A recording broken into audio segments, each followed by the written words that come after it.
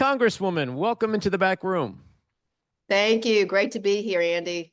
So you've served in the House for 6 years. You're now running for the state's junior Senate seat being vacated by the retiring Tina Smith. Governor Mark Dayton appointed Senator Smith to fill the seat vacated by Al Franken's 2018 resignation.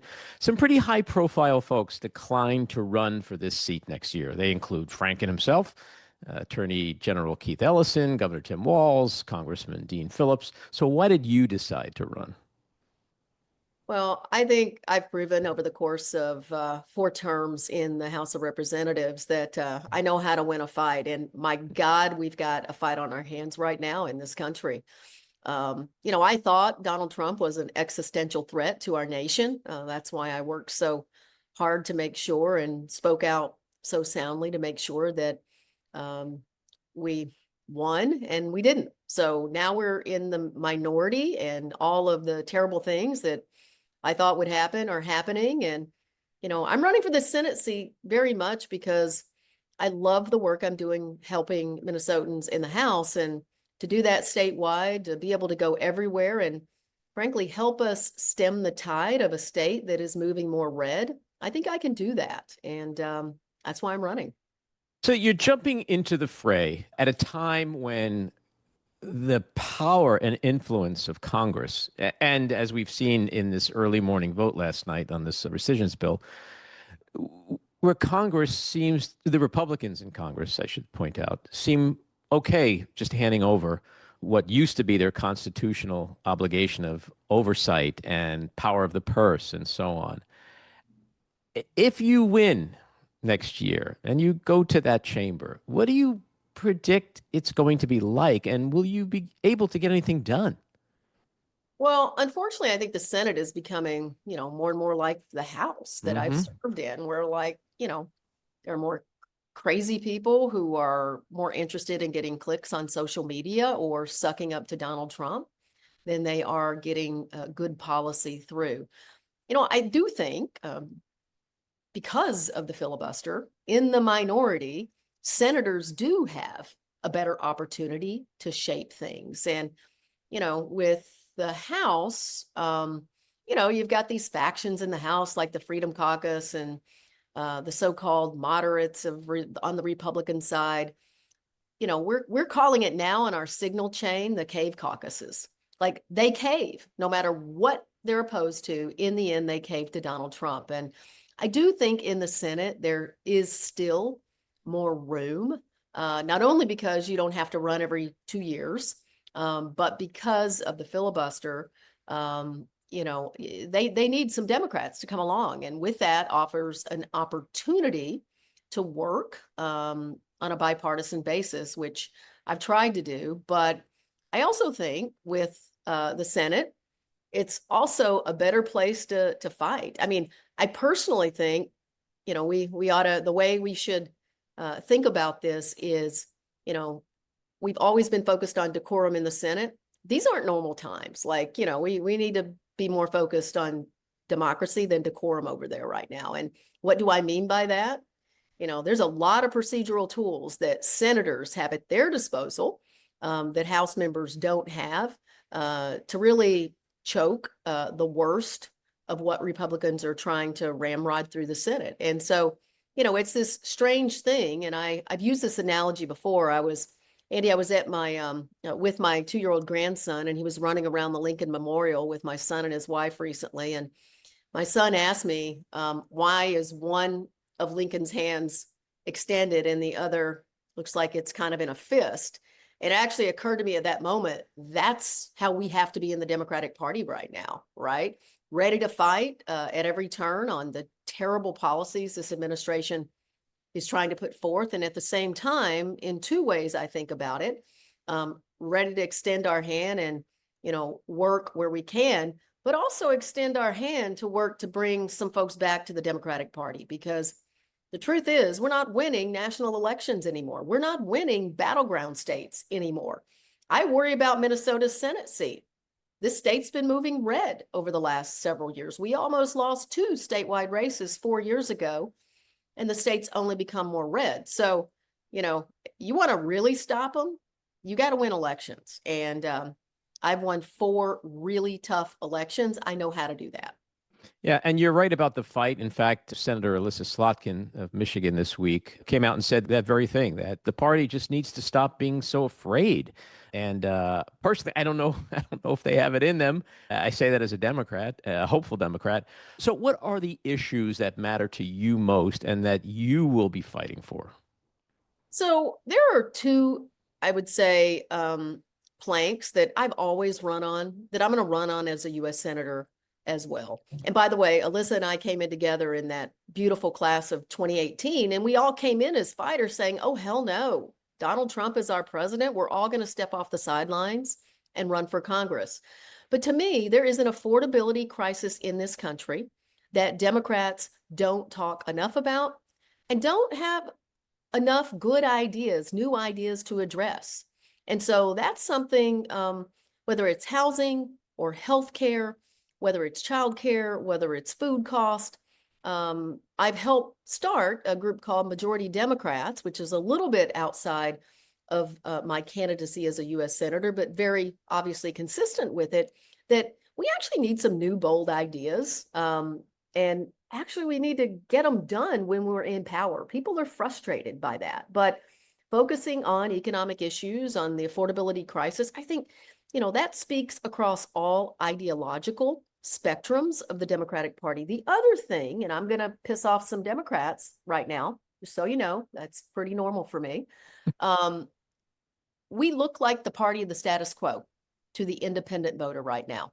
I've always run on, why in the hell do members of Congress get to trade stocks on the public market?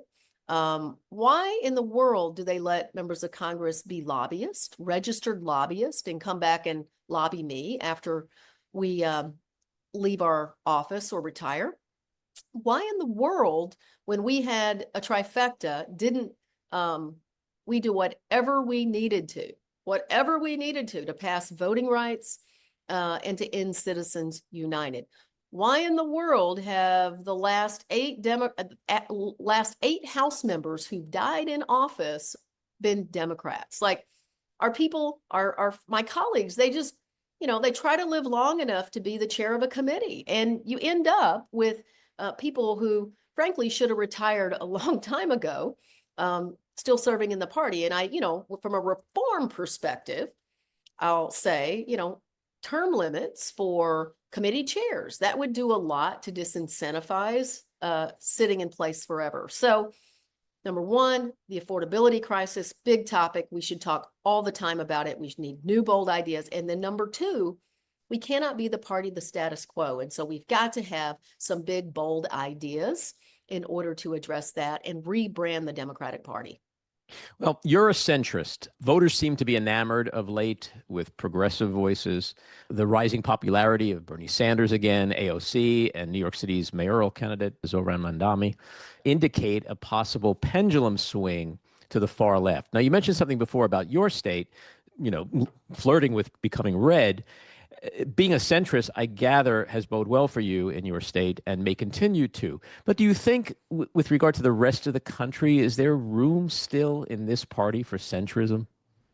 So I think, when people try to define me or any other member right now, and I think Alyssa Slotkin and I have had, Senator Slotkin and I have had this conversation, I don't think these ideological center, left, right conversations are as relevant as maybe they once were, because this is definitely a populist, anti-status quo moment in time. And for those of us who've been winning, we've recognized this, a lot more broadly. And I think that's what progressives run on too.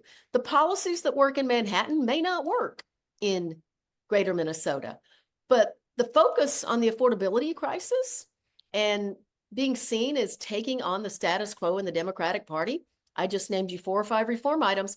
Hey, that's consistent with a lot of what my progressive colleagues are talking about. So I think these labels that people give us are less relevant than they once were. And I also think, for me, I've always been a little bit harder for people to define. For example, I support strong border security. And at the same time, I support path to citizenship for people who've lived here for a long time and they've worked hard and they've paid their taxes and they've served in this military, and certainly due process for those folks that the current administration is illegally deporting without due process. So, and every single vote I've ever taken has been pro LGBTQ. I'm married to a woman. We have 4 sons. I have, 3 little grandsons. I think I'm harder to define than people realize for the people back home. And I really think, these definitions we give ourselves, it's a little bit out of favor. But, I've always tried to talk about myself and my family just like any other politician would, my wife and I and our 4 sons. I've been very open, but I also haven't leaned into identity. I've leaned Hmm. into what's important to my constituents. It's affordability issues. It's the cost of prescription drugs. Hmm. It's the cost of food in our country. It's monopolies that are jacking up cost. And I think in that way, it's kind of interesting because I think as Democrats, we got to be careful right now because um, we need a Big Tent if we're going to have majorities. We do. Like that is the art. If you look at the movement of our coalitions away from us, we got to make sure and we got to go back. And I won independent, non-college educated men in my last election. And that's a group that is moving away from Democrats. And, why is that happening? And those of us that it's not happening to, what are we doing a little bit different? So if you're going to win, if you're going to be in the majority, you got to be able to win in tough places. And I think you're 100% right because the lines have blurred so much over the last few years. We're living in an age now where conventional wisdom is out the window. And the issues that you talk about are the issues that are facing most people in this country. So to me, centrism is not a pejorative. Yeah. Centrism, in a way, is just logic and living in a real world where you have to work within a system. You can get in the system, change the system, but I don't think the pendulum swinging way to the right or way to the left is the answer because I don't think that's where most of the country is. Well, So, it's not, and it's not where you get anything done because right. if I'm going to sit here in Washington and wait for any bill to be perfect, then, there's no use in being here because no bill is ever going to be perfect. If we can make progress toward our values, let's do it. Yeah. So your closest primary competitor is Lieutenant Governor Peggy Flanagan. People call her a progressive. Okay. I won't say whether she is or she isn't. But what would you say are the key differences between you and her? And what are the issues you believe? I know you mentioned a bunch of issues before, but issues that may be of interest specifically to Minnesotans. Well, so I know the lieutenant governor. We have campaigned, on the same stage during elections. Um, she has been on the ballot with the governor in Minnesota. The lieutenant governor doesn't run on their own ballot. Before that, she was, I believe, a one-term state representative, and before that, on the school board. I've been in Congress for 4 terms now. I've run 5 elections in a congressional district that has been in Republican hands for 3/4 of a century. So took out a Republican. I've been able to hold it. And maybe most importantly, in Minnesota, we call ourselves the Democratic Farmer Labor Party. And if you want to win statewide, you cannot ignore any 3 parts of that coalition. And the truth is that farmer and labor has been moving away from Democrats in recent years. The reason I won my last election by 14 percentage points in a district that leans Democrat by 1 point is because I go everywhere and I talk to everyone. Those Republican farmers, if I can get a good ag group together, I'm not going to win them all. But if I can win 3 to 5% of people who will vote for me, who wouldn't vote for any other Democrat, then that's how we win battleground states. That's how we win a national election again. And so if you look at the 2 of us, I think most observers would say, hey, I'm the head of the ag committee. I came back from my last election and from 12 down on the dais, I said, to hell with it. I'm running for the top position on the committee. And no, I'm not going to sit in line for 40 years. I'm going to run. And I won. So I think just looking at my ability to go around the state, talk to farmers, understand these issues at an incredibly deep level, and then labor, I'll leave it at this. I have 14 labor unions who have endorsed me. In fact, I think 12 of them endorsed me within a week. And we had to push some of them. I'm like, I'm not in the race yet. Don't endorse me. And I think the lieutenant governor's got one local endorsement. So, I'm going to go everywhere, talk to everybody. It is a statewide race, and that means you got to go out and listen to everybody. And in that way, I think I'm proving that I'm outperforming the top of the Democratic ticket in Minnesota right now. And my goal would be to run statewide and be able to do the same. Yeah. And Axios reported this morning that you've amassed a war chest twice the size of Flanagan. Why does this matter? How important will this be to you? Well, look, I've run 5 races where I'll give you an example. In 2022 alone, $32.5 million was spent in my little congressional race. Mm-hmm. The reason the money matters is because we use it to communicate to voters. And Republicans, whoever is at the finish line, will beat the hell out of the Democrat at the finish line. They will view this open seat in the Senate as an opportunity to take another Senate seat, and especially because the state's been trending red.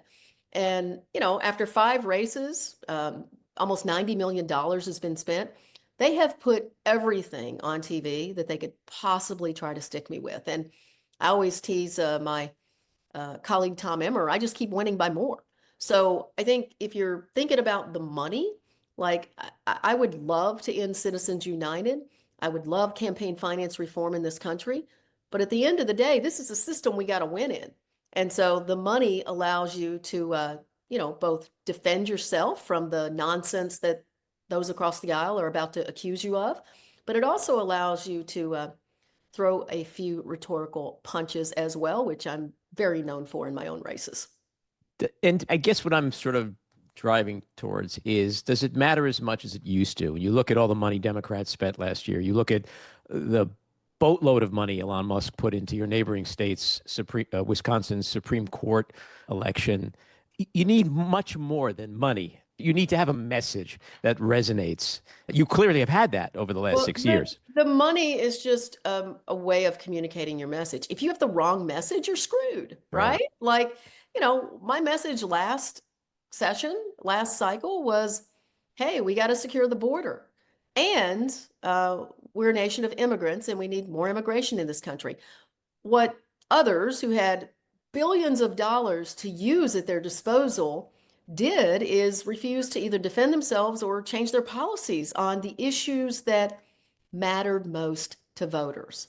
The affordability crisis, and I have been an open critic at times of Democratic administration. I thought Bidenomics was just about some of the dumbest branding I've ever seen in my entire life. Like literally, we're running around as a national party talking about how great we are because inflation is coming down when my voters are paying, $10 a pound at the grocery store for their hamburger meat, for spaghetti for the family of 6. So there was such a disconnect. So the money matters to communicate, but what you're communicating about matters more than anything. And what your policy positions are matters more than anything. And so the money does matter, but man, the policies and who you are and what you're communicating, and if you're reflecting the fact that you're going to address the concerns that your voters care the most about, that's what's important. So my last question is the elephant in the room on a national level, and that is the Epstein situation we're experiencing right now, because I think it has the potential to have tremendous impact on the political landscape. Do you believe, as lots of folks are talking about right now, that this is really, truly driving a meaningful wedge through the heart of MAGA? What I believe is that MAGA may be onto something in this situation, right? Like, I don't know. I mean, I try not to follow the drama of Epstein, but I would love to see the files released. I don't care who's in those files. If a pedophile is in the Democratic Party, a Republican Party, like it ought to be disclosed. This is one of those rare things where I'm like, you know what? I haven't been following MAGA world on this issue as closely as a lot of Democrats have.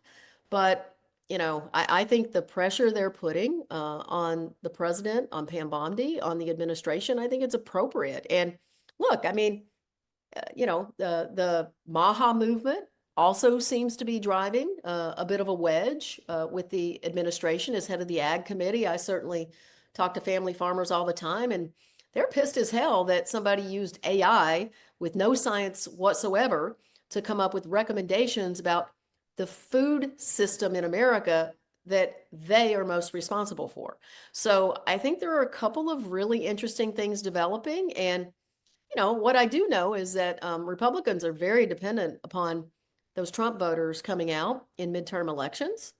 And this is not good for that element of the party to show up in a midterm election if they don't trust what's happening there. And I just, the administration, Trump, he's gaslighting his own followers right now. And it's fascinating to watch. I mean, Yeah, it sure is. certainly seems like there's some smoke there. Well, I never thought I'd live to see the day when Trump called his supporters selfish, stupid, bad people, and I don't want your support anymore. So Well, it will be fascinating to see where that goes. welcome to how he treats all Democrats. So welcome to the party. Before you go, is there anything else you want to say to your state's voters, and where could people find you if they want to support you? Well, thank you so much. It's an honor to represent the 2nd District. It would be an honor to represent the state of Minnesota. And if you'd like to learn more about me and my campaign, you can do that at angiecraig.com. Congresswoman, good luck to you. Thanks for coming on. Thank you. Bye-bye.